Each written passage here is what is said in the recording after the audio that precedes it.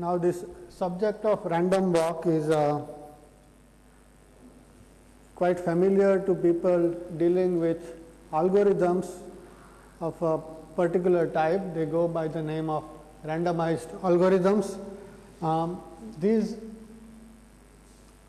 provide solutions to a class of problems which are called non-deterministic, in the sense that there are many different possibilities to explore. One doesn't have a priori idea about in which direction to proceed, and you basically do trial and error exploration, and that is done by choosing random processes.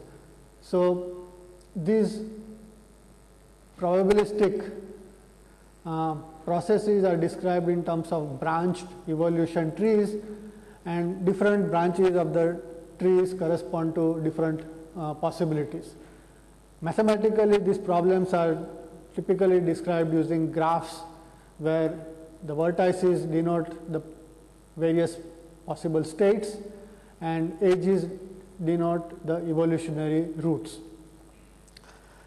These problems on a classical computer have to be dealt with only one branch at a time, and so when there are multiple branches, you use random numbers, equivalently you can call them coin tosses, to explore one branch versus the other, and at the end of it you want to get a complete solution to the problem. You might have to combine the results from different branches. So, a particular evolution corresponds to a specific walk which will be called a random walk, and the final solution may be just average over these different random walks. So, this is a standard formulation of randomized algorithms, and they have been helpful in the computational context, because for certain problems it turns out that the randomized algorithms do a better job of finding the solution than the deterministic algorithms. And this was a surprise when it was discovered first, but now we understand the reasons behind it. Quantum computers provide a different route to explore these randomized processes, that in the sense of selecting various evolutionary branches one by one. You don't have to do that. You can explore multiple branches at the same time using a superposition principle, and you just have to be a little clever about how you are going to superpose various states, and then each one of them will produce a corresponding tree, and you can combine them in a clever way at the end to get a result. All the clever tricks are basically dependent on the geometry of the graph and what kind of superpositions you choose. It also turns out that many times having a coin is unnecessary in the process, provided you can construct a superposition, because you don't have to make any choices about which branches to select, one versus the other.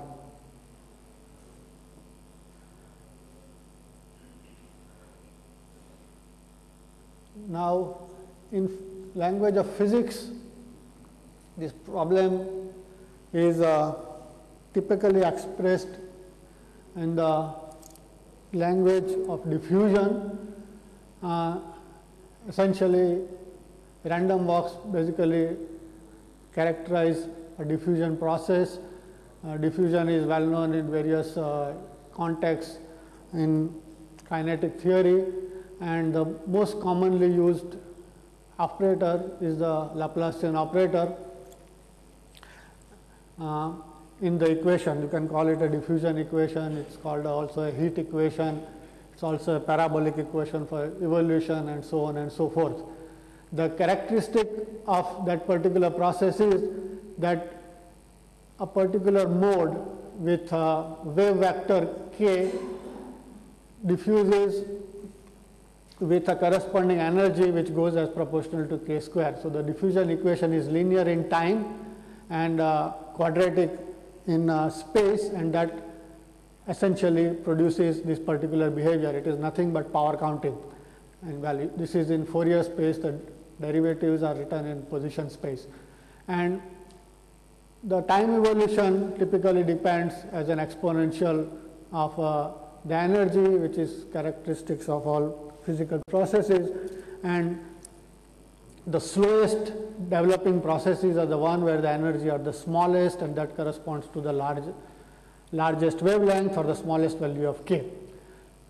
And this relation boils down to a classical signature of Brownian process, Brownian motion, which says that the distance traveled by a random walk is proportional to square root of the time for which it has been traveling. It is nothing but the same relation returned after doing a Fourier transformation. Now, this is a very widely known results. It's based on simple power counting analysis, and lots of phenomena in statistical mechanics actually depend on this particular process. What happens in quantum mechanics is you can do something better than this. The reason is that you are not restricted to using this Laplacian operator, which is the standard classical operator, but you can use an alternative operator for evolution, and that operator was discovered by Dirac. It's typically denoted by this symbol with a gradient and a slash on it, and I will come to the explicit form of this operator later.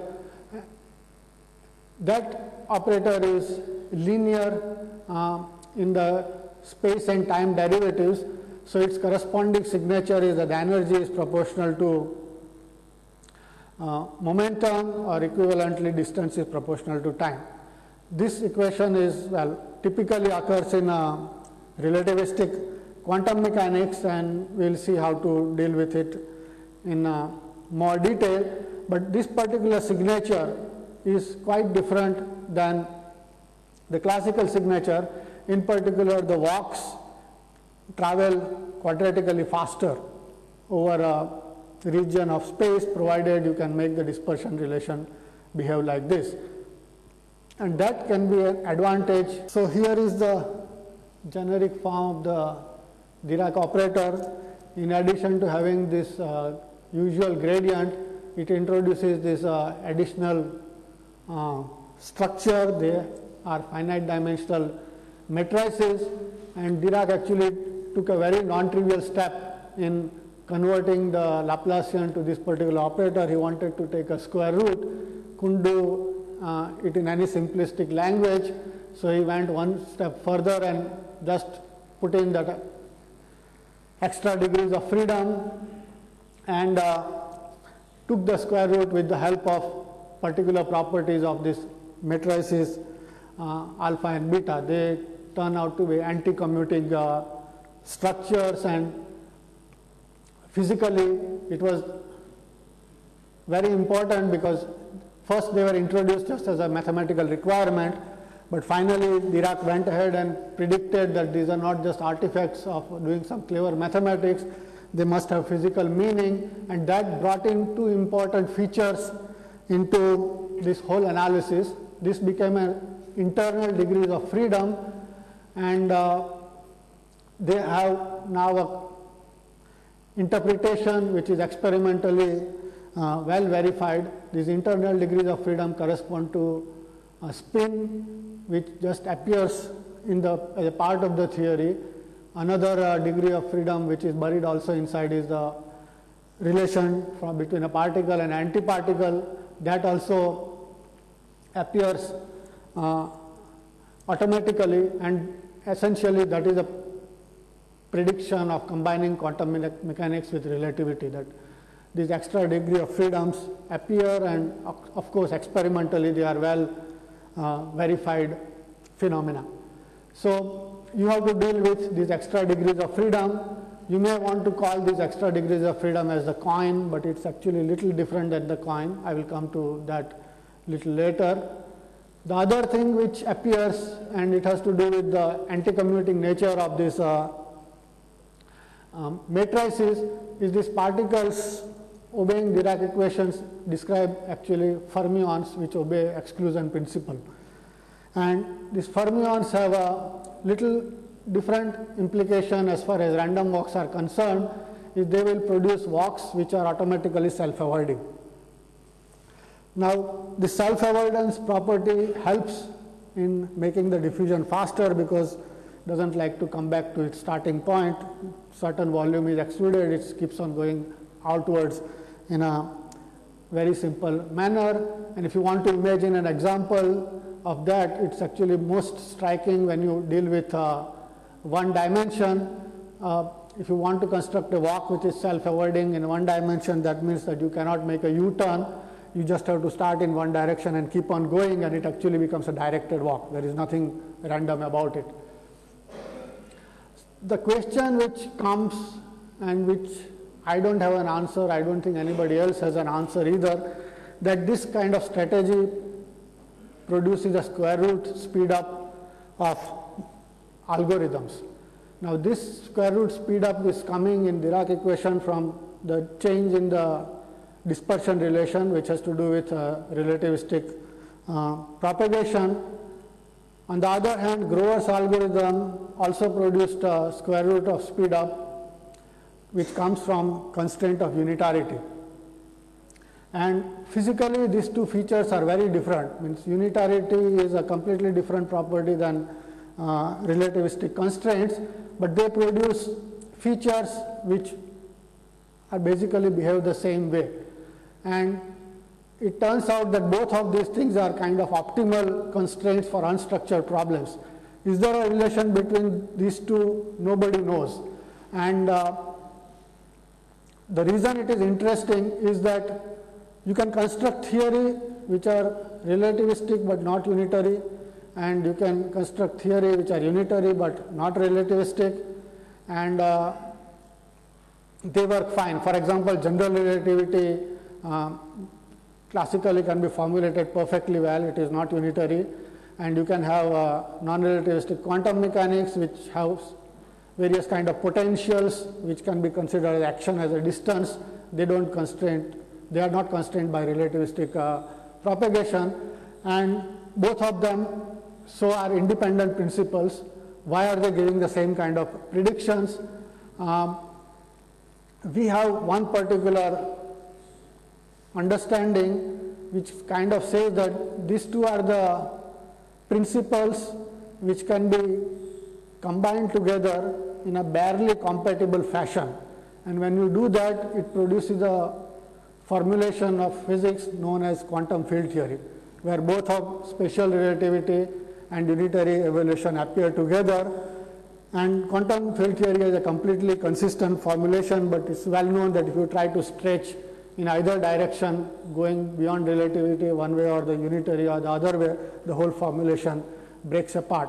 Why these things are mutually compatible in this particular limit is a question which maybe studies in quantum information might help to understand in future, but right now it's a mystery, and it's a connection which has appeared in several different studies also in trying to study Bell's inequalities and superluminary communication, how fast you can transform correlations from one place to another, and both principles are very much physical, and we don't have a deep understanding of a unifying structure combining both.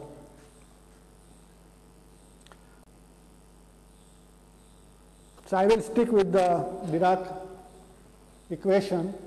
Certain properties are useful for understanding the behavior of various mathematics expressions which appear, and they are connected with the symmetries, and one symmetry is rather obvious. It's a translational invariance which is almost there in most theories of physics. It may be discrete, it may be continuous, but it essentially connected to the kinetic part of the Hamiltonian. There is a discrete symmetry which also helps in this particular case it is connected with a charge conjugation or relation between particle and antiparticle, it implies that the eigenvalues of the Hamiltonian will always come in pairs. So, the full evolution will have the complex conjugation as a symmetry for various different paired eigenvalues. So, these things will appear later, I just want to mention to begin with. Now, in order to use this physical description on a computer, we have to discretize this equation. And discretization of this equation is kind of well known because it has been used for many years, but it also needs a certain kind of tricks, and they have to be kept in mind. What we need in essence is not the Hamiltonian which is discretized, but the unitary evolution operator also has to be discretized in the same way. You can't have a operator which is spread all over the place, that doesn't work. If you want to use as a computer instruction, it has to be located in a finite domain, and that kind of analysis has been done for the Dirac operator and used quite heavily in the subject which is known as a lattice gauge theory. Now, for people who start out understanding this for the first time, I want to give a little advice that there are lots of no-go theorems thrown out in the subject of trying to discretize the Dirac operator. They are not hurdles in the sense that they have as much value as the assumptions which underlie them, and if you modify the assumptions, you can bypass most of these theorems. If Dirac had assumed that I can't take this particular square root in a simple way, and so it will be a no-go theorem to write a linear operator, he would have gotten nowhere. He just assumed extra degrees of freedom, put in some non-commuting matrices and went ahead, and it gave a very much different but physically important formulation. So, here is one of the tricks. How do you take the square root in this matrix language? When you try to write a Laplacian operator in a discrete formulation in a nearest neighbor kind of coupling of the lattice, these are the coefficients which appear. These are -1 for one step in the negative direction, 2 for the present location, and -1 on the other direction. This thing can be rewritten in terms of matrices which have only +1 and -1, but they are kind of staggered in the sense that on the same line, this one has a one step backward, this other one has one step forward, and you can rewrite in this a little blocks of 1, -1, -1 and 1. And the advantage of this thing is, if you rewrite the Hamiltonian in this particular fashion, you can do an exponential of this structure very trivially, because these are 2 by 2 matrices, you know how to write arbitrary exponential of it. So, the whole Hamiltonian can be written as 2 particular factors. There is certain price to pay, which is that this approximation is correct only up to order delta t square, but the fact is that both these individual factors are exactly unitary. And by doing that, you can exponentiate this particular matrices. The point is that this structure here described a second derivative operator, while these things are going to describe first derivatives. It's just 1 and -1 nearest neighbor differences.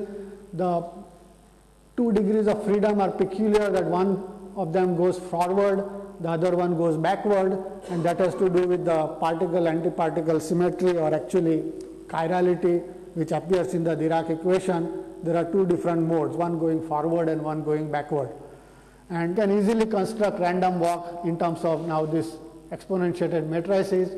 Some of them will have movement forward, some of them will have movement backward, and the result actually looks quite different than what is well known in Brownian motion, particularly people who have not seen these things before. There is a big surprise. And the classical random walk is well known. It produces this so-called Gaussian distribution around the starting point. You go back and forth, it's a Brownian motion. The probability distribution is this Gaussian, and you can work out the average distance, which rather the width of the Gaussian, it grows as a square root of time.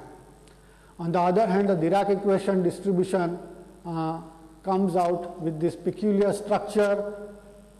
It is double peaked, one peak going forward in time, the other one going backward in time, and in between there is a more or less a flat region. If you try to evaluate the width of this distribution, it's proportional to time. Here it is, well, the expectation value of x square is proportional to time. Here is the expectation value of n square, it's a discrete version, is proportional to t square. So this describes a distribution which spreads in time linearly. That was the purpose of using this Dirac equation, and these two particular peaks correspond to opposite chiralities, or related to the fact that there is a particle mode and there is a antiparticle mode, and this feature can now be used to be an ingredient of this random walk algorithm buried inside some solution of a problem. It will produce a quadratic speed up in terms of what are known as hitting times, how fast you can go from one place to another, and how fast the distributions are going to spread. Okay, this is some amount of mathematics which one can use to formulate the whole question in a much more detail in arbitrary number of dimensions. I just showed the one-dimensional examples, and there this matrices alpha and beta can be reduced to certain kind of phase factors, depends on the position +1 and -1, and that can describe the whole process much more easily. Instead of trying to use an extra degree of freedom, it's a matter of choice. I will not go into too much detail about it, but the evolution equation just behaves like this, that the wave function at time t is this random walk operator iterated for certain number of times and operating on the whatever the wave function is at time equal to 0. There is a matrix which describes what this W is in terms of these various Hamiltonians exponentiated for a certain time.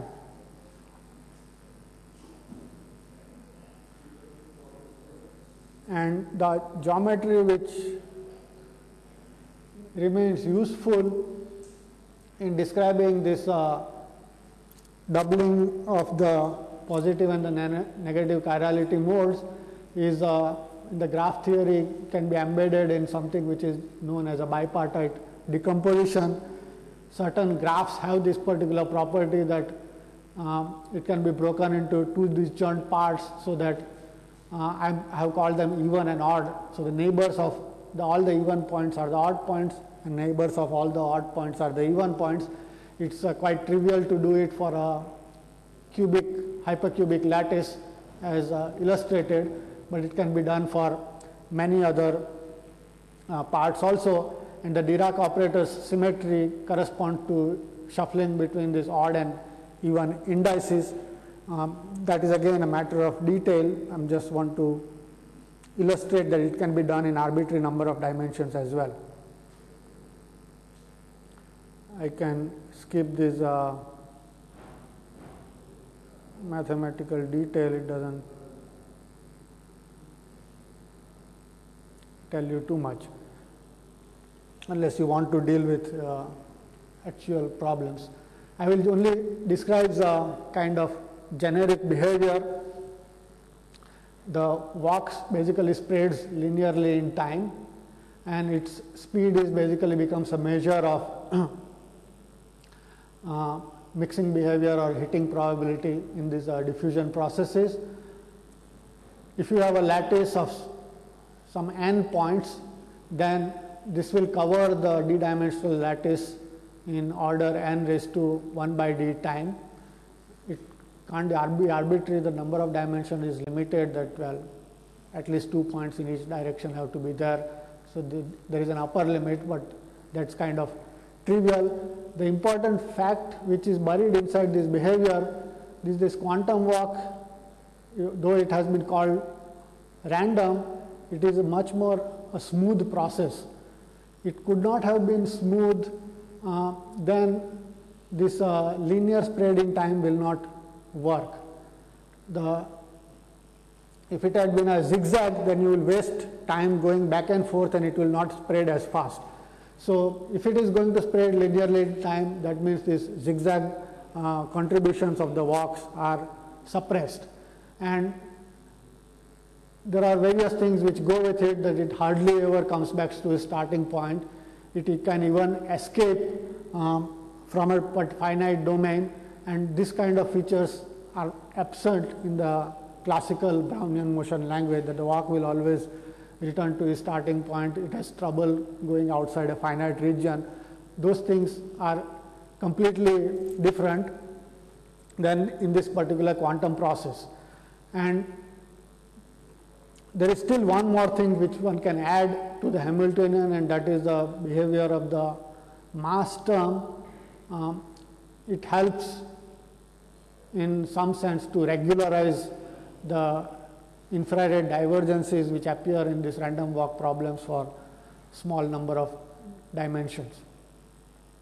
Now, I am going to use this random walk process in combination with Grover's algorithm, and Grover used a particular diffusion operator in his algorithm, which was actually much different than the classical diffusion operator. It actually connected any particular site to any other site in one step, and that can be interpreted as the number of dimensions going to infinity. So everything is neighbor of everything else, and basically the number of neighbors increase with dimensionality, and you make it as large as possible, then you will have an operator which basically goes from one site to another site very fast. And that is yet another diffusion operator. It is not this local random walk operator, but it can be interpreted in this particular way. So this is only for the purpose of analogy. It is not a rigorous mathematical statement.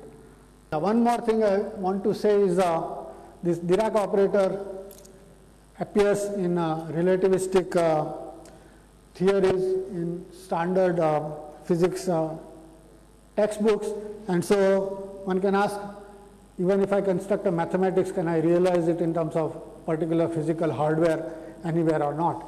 And that has again a interesting answer, that to realize the Dirac operator in a physical system, one doesn't have to make it go at a speed of light. As long as you have an effective theory which obeys the linear dispersion relation, the Dirac operator will be built in. The only thing is the slope of the dispersion relation will be much smaller than the speed of light in say some solid state material. The most recent surprise in this structure is the example of graphene. It turns out that dispersion relation obeyed by electrons in graphene is linear, and it follows Dirac equation. It's not speed of light, it's a finite speed, and many of the features which were completely left in the domain of relativistic dynamics, like he mentioned Klein's paradox or pair creation out of the vacuum as an instability, those features now can be experimentally demonstrated in graphene. It has been done. So it's no more a theoretical conjectures because you don't have really relativistic systems that easily you automatically land up in quantum field theory, but now you have condensed matter systems which demonstrate this relativistic phenomena rather easily. Okay. So I am going to use this random walk to describe a particular problem which is known as spatial search. And The general search problem is basically you are given a database, you want to find a particular item from it, and the distinguishing characteristic that the item has to have certain specific properties. So depending on that particular properties, you can do some trial and error until you arrive at the right answer. But this problem can be given different variations, and one of the variation which is what the spatial search is, that the database is distributed over many different physical locations. And so the label of various items are not necessarily in internal space, which can be accessed immediately, but they are spread out over a certain amount of space. And then the fact that the physical interactions are always local means that while you are trying to move from one item to another during the search process, you can only go from one object to its neighbor. You can't jump from one place to another place very fast. First you have to go through the intermediate places, and this restriction basically defines what is now the spatial search problem, that yes, you have specified given a database, specified the properties which distinguish an item, but during the search process you can't have arbitrary diffusion, you can only have nearest neighbor movement. Okay? And the problem depends on what exactly the geometry of all these sites is, how they are connected with each other, and typically these things are described in terms of a certain graph. So each location is one particular point on the graph, then what are its neighbors, etc. And this kind of situations can arise in many applications. One particular interesting application which I want to point out, and that is because Love Grover likes it and he is not here to talk about it, is something which appeared kind of by accident while studying the photosynthesis process going on inside this simple object called purple bacteria. And the photosynthesis occurs is a light harvesting process over a certain region. The photon falls on the many of these chlorophyll pigments, and the energy of the photon has to be then harvested and directed towards a particular center where the chemical synthesis, or whether combination of carbon dioxide and water into glucose has to take place. The job is how do you direct this photon energy, which could be anywhere, to this one particular process. And that has to clearly go through this nearest neighbor route, because you can't just transport the energy absorbed from a photon in one location to another in one step. It has to go to its neighbor and then move so on and so forth.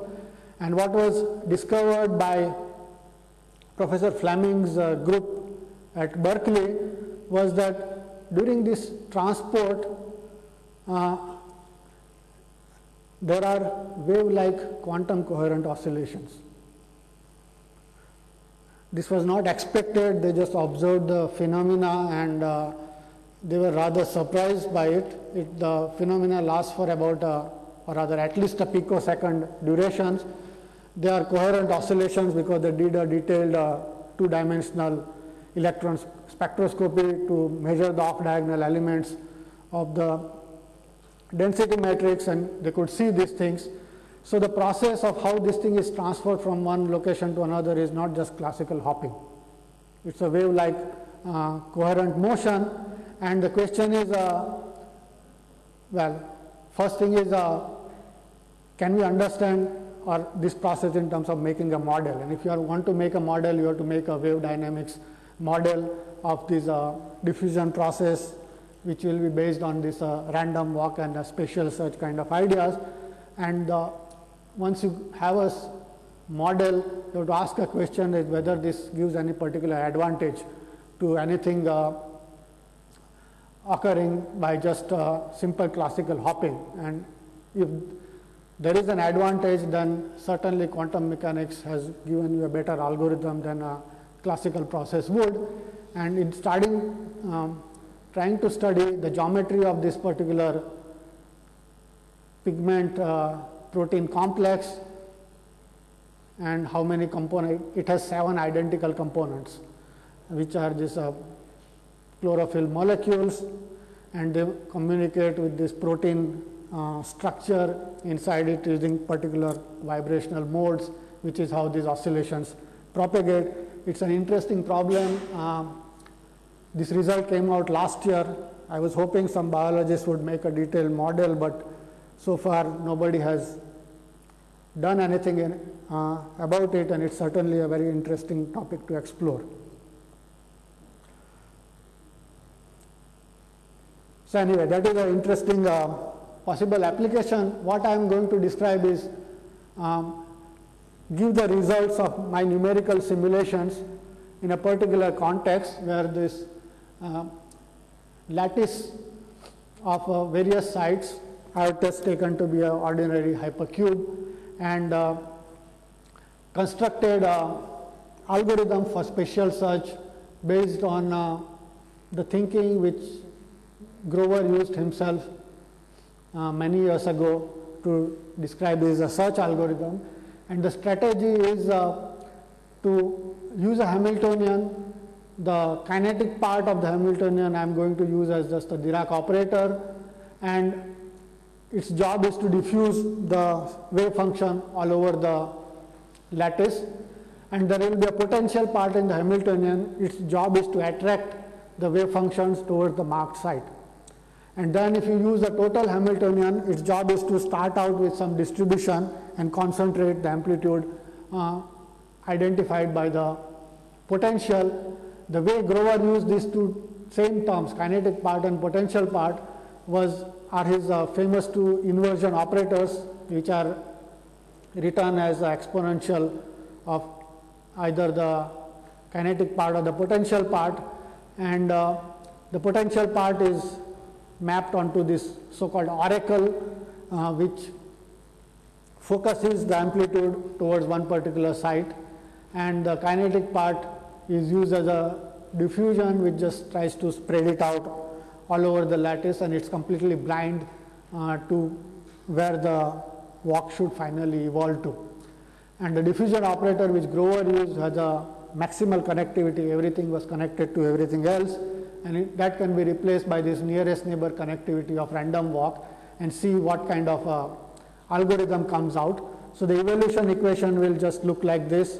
There is a starting state that it has to go to this final state, and it alternates these two particular processes. One of them comes from the potential energy, the other comes from the kinetic energy, and you combine the two to give a total evolution under the Hamiltonian. This is the so-called Trotter formula, which allows you to combine different parts of Hamiltonian to give the total evolution. Now, there are various criterion, and one can choose parameters to optimize this particular operator. This is a W to the some power, and R is the potential energy part. What Grover discovered that the best answers for these things were all reflection operators or inversion operators, and that constraint has to do with unitarity of the particular process. What you are trying to do is get the maximum effect out of these physical properties of what the potential will do or what the kinetic part will do, and unitarity means that the movement will be constrained to be on a certain circle. If you want to get the largest possible movement on a circle, all you can do is from a starting point you can go to diametrically opposite location. If you try to go anything further, you will come back closer to yourself, and that going to the diametrically opposite location becomes an inversion operator or a reflection operator in Grover's algorithm. The same logic can be applied to this particular random walk system also, that one of the operator, the potential part, I am not going to use anything different, it is just the oracle, and it will be mapped onto its reflection process. But this random walk also I am going to maximize the spread, saying that it should become similar to an inversion operator, and that means this particular phase of this operator should come out close to pi and that can be done by in the exponential process. In the continuous time limit, it just means that the T1, which is a power over here, combined with the angle of rotation, which is comes out as a parameter, it should come close to pi. And numerically, this statement does get verified that you can play around with the parameters in a certain range, and you find that the maximum efficiency is obtained by some particular combination of the parameters which satisfy this particular condition.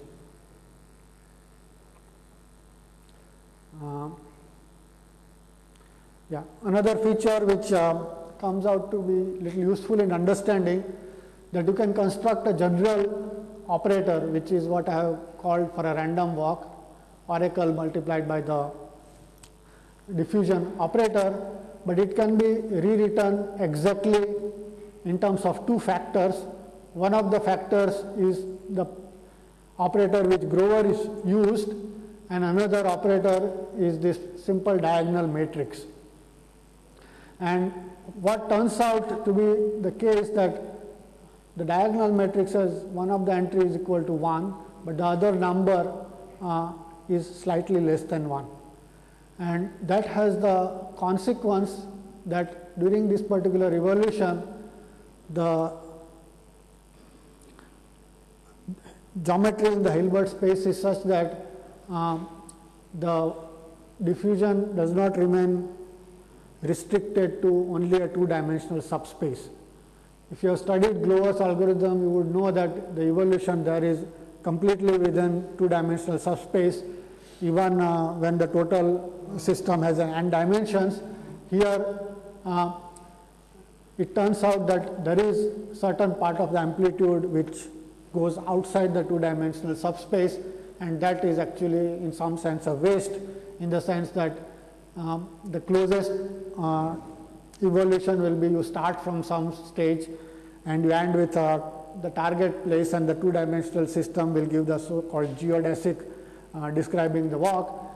That part is slightly modified because there is a certain loss. This number is less than 1, means you go off in a perpendicular direction, and the optimization of the walk in some sense corresponds to making this number as close to 1 as possible, so that the loss is minimized. It never happens exactly, and which means that when you finally detect the target state by making a measurement, you get the correct answer only with some finite probability. The probability is not equal to 1.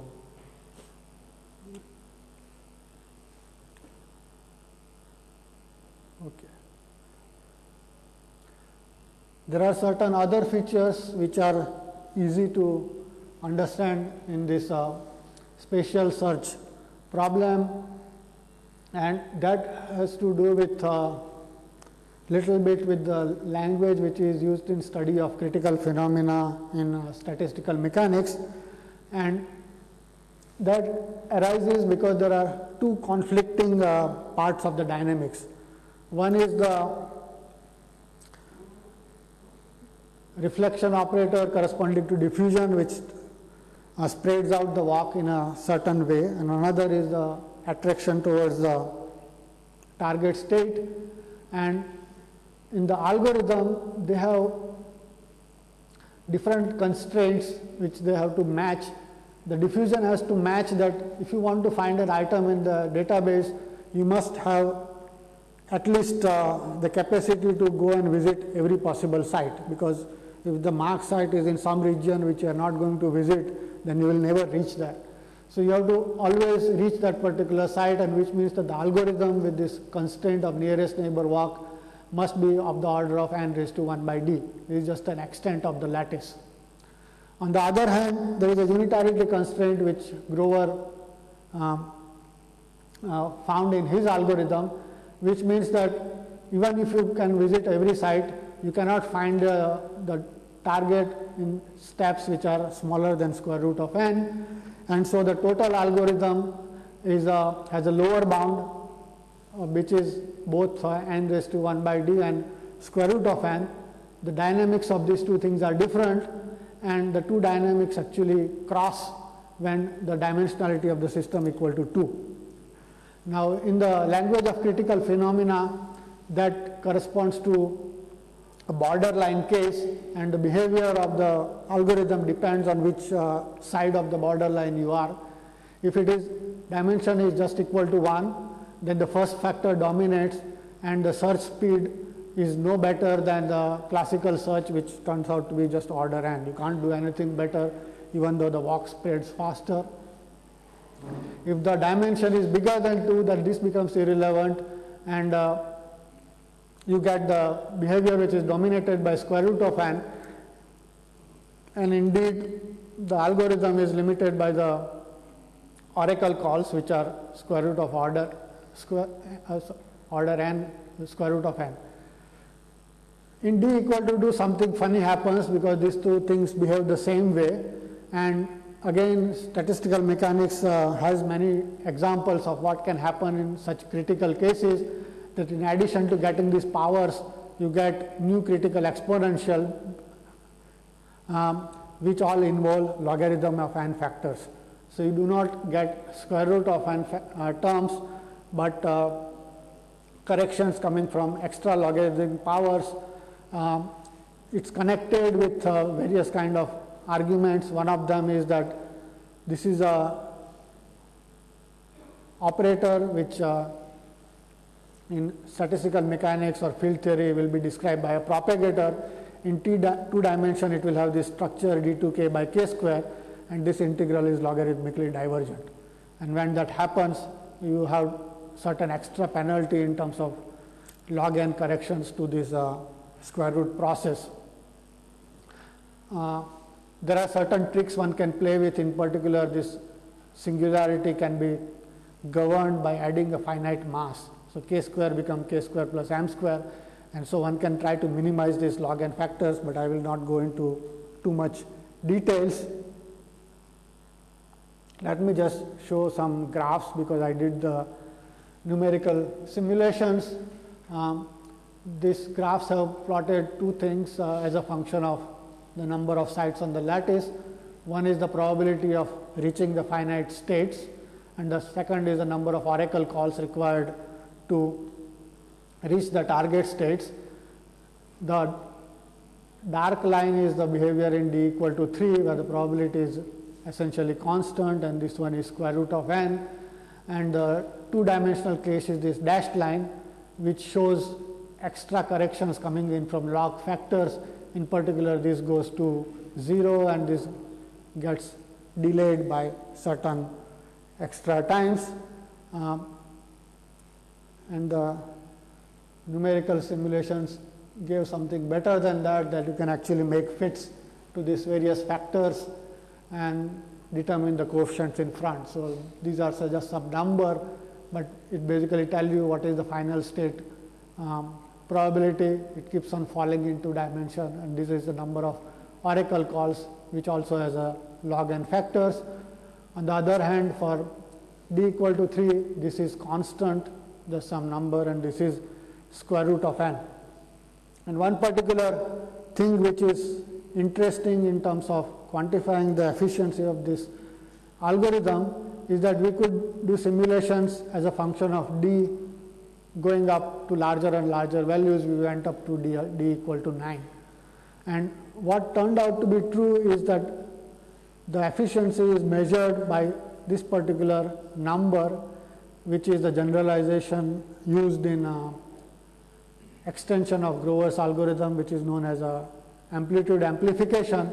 And so, what you have to do is you have to take this behavior of number of oracle calls and divide by the square root of this particular probability, and that number surprisingly turns out to be about 0.86, more or less independent of the dimensionality of the system. And this number is not very different from what Grover got in his so-called infinite dimensional limit. The number is pi by 4. And so, this algorithm in this small number of dimension and Grover's algorithm in this same language will be called a mean field theory approximation kind of thing. They are not very far from each other. In some sense, for this particular problem, d equal to 3 geometry is not very far from d equal to infinity. And that's a important signature of the efficiency of this random walks, that you have to go to maybe d equal to 3, but after that you are as good as you can get in any particular search process. Thank you.